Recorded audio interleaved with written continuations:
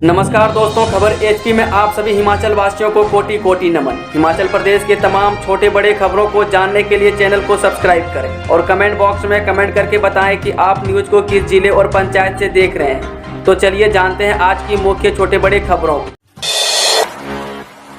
हिमाचल तकनीकी विश्वविद्यालय में इसी सत्र से बीटेक कंप्यूटर साइंस सहित ये कोर्स होंगे शुरू। जी, हिमाचल प्रदेश तकनीकी विश्वविद्यालय हमीरपुर में इसी सत्र से बीटेक कंप्यूटर साइंस की पढ़ाई शुरू होगी। इसके अलावा एमटेक आर्टिफिशियल इंटेलिजेंस और डाटा साइंस के कोर्स भी शुरू कर दिए जाएंगे। प्रदेश के तकनीकी शिक्षा मंत्री डॉक्टर रामलाल मार्कंडे और यूनिवर्सिटी के vice chancellor professor Shashi Kumar Dhiman ने यह जानकारी दी। उन्होंने कहा है कि यह पढ़ाई इस यूनिवर्सिटी में स्टूडेंट के लिए आज की ज़रूरत थी, जिसे सरकार ने मंजूरी दे दी है। उन्होंने कहा है कि एमसीए के विद्यार्थियों के पाठ्यक्रम में डाटा साइंस जोड़ने की योजना थी, वह मुकम्मल हो गई है। इससे स्टूडेंट को बाजार की ज़रूरत के अनुरूप तैयार किया जाएगा। पेंशन बहाली को हर राज्य में रणनीति तय। NMOPS का दृढ़ संकल्प पेंशन सम्मेलन तथा पेंशन योद्धा सम्मान राजस्थान के जयपुर में किया गया। इसमें हिमाचल प्रदेश से नरेश कुमार प्रदीप ठाकुर तथा भारत शर्मा को पेंशन योद्धा के रूप में सम्मानित किया गया। काबिले गौर है कि हिमाचल प्रदेश तथा देश भर में पुरानी पेंशन बहाली के लिए नरेश ठाकुर ने ही अलग जगाई है। इसके अब सुखद परिणाम आने शुरू हो गए हैं। NMOPS के राष्ट्रीय अध्यक्ष विजय कुमार बंधु ने कहा है कि पेंशन एक मृत विषय था, जिसे जीवंत मुद्दा बना दिया और इस मुद्दे को राजस्थान के मुख्यमंत्री अशोक गहलोत ने पुरानी पेंशन की घोषणा करके चांद लगा दिए हैं। राजस्थान के मुख्यमंत्री को पूरे देश में पेंशन मसीहा के रूप में जानने लगे हैं। राजस्थान और छत्तीसगढ़ में पेंशन बहाल होने के बाद अब हर राज्य और केंद्र सरकार पर दबाव बनने की रणनीति तय हो चुकी है। आने वाले समय में एक के बाद एक हर राज्य और केंद्रीय स्तर पर कार्यक्रम और प्रदर्शन धरने आदि दिए जाएंगे। प्रदेश के 3 जिलों में दौड़ी मोबाइल वेटनरी एम्बुलेंस, सभी जिलों में चलाने की कवायद जोरों पर। जी, पशुओं के बीमार होने पर उनके घर द्वार पर ही उपचार मिलेगा। इसके लिए पशुपालकों को पशुओं को वेटनरी अस्पताल ले जाने की जरूरत नहीं पड़ेगी। प्रदेश सरकार पूरे प्रदेश में मोबाइल वेटनरी एम्बुलेंस सेवा शुरू करने जा रही है। इसके लिए प्रदेश सरकार ने केंद्र सरकार को 89.95 करोड़ रुपये का प्रोजेक्ट भेजा है। अगर केंद्र सरकार ये प्रोजेक्ट मंजूर हो जाता है तो फिर प्रदेश के सभी जिलों में मोबाइल वेटनरी सेवा शुरू हो जाएगी। पशुपालन विभाग से प्राप्त जानकारी के अनुसार सभी सिर्फ प्रदेश के 3 जिलों में यह सुविधा शुरू की गई है। मान्यता प्राप्त ढाबों की होगी इन्फेक्शन, HRTC के स्वीकृत भोजनालय की शिकायतों पर प्रबंधन सख्त। जी, हिमाचल पथ परिवहन निगम के स्वीकृत ढाबों में मनमानी की शिकायतों के बाद अब निगम प्रबंधन सख्त हो गया है। क्षेत्रीय प्रबंधकों को निर्देश दिए गए हैं कि इन ढाबों का तुरंत निरीक्षण करें तथा 1 सप्ताह में रिपोर्ट प्रबंधन को भेजें। HRTC के प्रबंधक निदेशक संदीप कुमार ने विभाग के समस्त मंडलीय प्रबंधक व क्षेत्रीय प्रबंधकों को निर्देश दिए हैं कि वे विभाग द्वारा स्वीकृत ढाबों का तुरंत निरीक्षण करें। उन्होंने कहा है कि स्वीकृत ढाबों में भोजन की गुणवत्ता, दाम और भोजन की सूची लगाई गई या है नहीं। शौचालय की स्वच्छता, शौचालय में महिलाओं व बच्चों के लिए अलग से व्यवस्था है या नहीं। ढाबे की रसोई में स्वच्छता, स्वच्छ पेयजल, पार्किंग के लिए उचित स्थान सहित अन्य सुविधाओं की सख्ती से जाँच की जाए।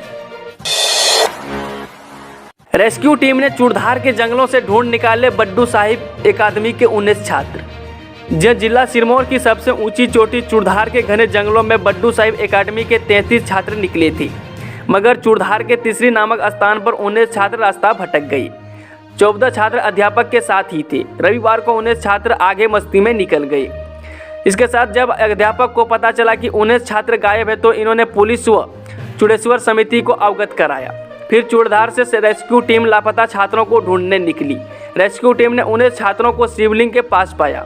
गनीमत यह रही कि रात को काफ़ी तूफान व बर्फबारी के बीच यह छात्र सही सलामत मिले। गौरतलब है कि प्रशासन ने एडवाइजरी जारी कर दी है कि कोई भी यात्री रात्रि के समय यात्रा न करे। फिर भी श्रद्धालु जाने से नहीं रुक रहे हैं। नालागढ़ पांवटा में जान की दुश्मन बनी बिजली, लाइन की मरम्मत करते करंट लगने से विद्युत कर्मचारी की मौत। जी, विद्युत उपमंडल नालागढ़ में कार्यरत एक विद्युत कर्मचारी की करंट लगने से मौत हो गई। यह हादसा खेड़ा में उस समय पेश आया जब कर्मचारी बिजली की तारों की मरम्मत का कार्य कर रहे थे। विद्युत बोर्ड द्वारा लाइन बंद की गई थी। लेकिन अचानक लाइन में करंट आ गया और कर्मचारी बुरी तरह से झुलस गया, जिसे प्राथमिक उपचार के बाद पीजीआई रेफर किया गया, जहां पर कर्मचारी की मौत हो गई। कर्मचारी के परिजनों की शिकायत के बाद मानपुर पुलिस ने विद्युत बोर्ड के खिलाफ 336 व 304A के तहत लापरवाही का मामला दर्ज करके कार्रवाई आरंभ कर दी है। मंडी के शेरी मंच पर इंसाफ मांगने को धरने पर बैठी महिला, पीड़िता का आरोप बेहोश कर बनाया हवस का शिकार। जी हां, दुराचार की पीड़िता एक महिला ने न्याय न मिलने पर मंडी के शेरी मंच पर मोर्चा खोल दिया है। महिला शेरी मंच पर सरकार और पुलिस प्रशासन के खिलाफ धरने पर बैठ गई है। महिला के यूं धरने पर बैठने से चर्चाओं का दौर शुरू हो गया है। मुख्यमंत्री के जिला में यूं एक महिला द्वारा न्याय के लिए धरने पर बैठने से कई सवाल खड़े हो गए हैं। महिला का आरोप है कि नहर चौक क्षेत्र के निवासी एक व्यक्ति उसके साथ दुराचार किया। इस संबंध में मामला भी दर्ज है, लेकिन पुलिस प्रशासन ने आज तक कोई कार्रवाई नहीं की है।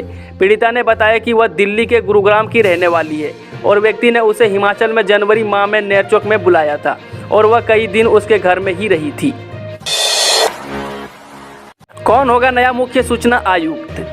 जी हां, राज्य का नया मुख्य सूचना आयुक्त कौन होगा, इसकी चर्चा अब शुरू हो गई है। इसकी वजह यह है कि वर्तमान मुख्य सूचना आयुक्त नरेंद्र चौहान 30 जून को रिटायर हो रहे हैं। इस पद को भरने के लिए राज्य सरकार ने विज्ञापन जारी कर दिया है और 6 जून तक आवेदन मांगे गए हैं। इच्छुक आवेदक प्रशासनिक सुधार विभाग की वेबसाइट के जरिए भी आवेदन कर सकते हैं। राज्य सूचना आयुक्त के लिए पात्रता कानून, विज्ञान एवं प्रौद्योगिकी, सामाजिक सेवा, प्रबंधन, पत्रकारिता, मास मीडिया या प्रशासन की अच्छी जानकारी और अनुभव की है। हिमाचल के हेलीपोर्ट्स को एनओसी अभी नहीं। जी, हिमाचल में उड़ान स्कीम के तहत बने हेलीपोर्ट्स की NOC director general of civil aviation यानी डीजीसीए भारत सरकार ने रोक दी है। मुख्य तौर पर विवाद शिमला हेलीपोर्ट पर मनाली हेलीपोर्ट को लेकर है। शिमला के संजौली बाईपास पर 12 करोड़ से ज़्यादा की लागत में नया हेलीपोर्ट बनकर तैयार है। मुख्यमंत्री जयराम ठाकुर के हाथों इसका उद्घाटन भी किए हुए लगभग अब साल होने वाला है, लेकिन अभी तक पर्यटन विभाग इसका अनापत्ति प्रमाण पत्र नहीं ले पाया है। डीजीसीए से एनओसी न आने तक यहां से उड़ानें नहीं हो पाएंगी। डीजीसीए को आपत्ति है कि इस हेलीपोर्ट पर सुरक्षा संबंधी ऑडिट पहले हो और इसके लिए 4 तकनीकी अधिकारियों की नियुक्ति अलग से की जाए। डीजीपी संजय कुंडू को पद से हटाने पर अड़ी युवा ब्रिगेड, उग्र प्रदर्शन की चेतावनी। जी, हिमाचल प्रदेश में युवा कांग्रेस का क्रमिक अनशन आज 7वें दिन भी जारी है। सभी जिलों में डीसी ऑफिस के बाहर कांग्रेस की युवा विंग के कार्यकर्ता गांधीवादी ढंग से अनशन करने हिमाचल पुलिस महानिदेशक संजय कुंडू को पद से हटाने की मांग कर रहे हैं। कांग्रेस के वरिष्ठ नेता भी युवा ब्रिगेड की हड़ताल में पहुंचकर इनका मनोबल बढ़ा रहे हैं। बिलासपुर में खाद्य आपूर्ति मंत्री राजेंद्र गर्ग ने सुनी जन समस्याएं, महिला मंडल को दिए 25,000। जी, हिमाचल प्रदेश के बिलासपुर में घुमारवी विधानसभा क्षेत्र की कमारू पंचायत का कलो गांव जल्द ही सड़क सुविधा से जुड़ेगा। डीपीआर बनकर तैयार हो गई है। नाबार्ड के सहयोग से सड़क निर्माण 3.54 करोड़ से किया जाएगा। यह जानकारी खाद्य आपूर्ति मंत्री राजेंद्र गर्ग ने सोमवार को कल्हो में जन समस्याओं के समाधान के दौरान दी। एचआरटीसी ड्राइवर यूनियन ने की गेट मीटिंग, छठा वेतन आयोग लागू करने की मांग, 12,000 कर्मियों को नहीं मिला लाभ। जी, हिमाचल प्रदेश के सोलन में सोमवार को एचआरटीसी ड्राइवर यूनियन ने वर्कशॉप में गेट मीटिंग की।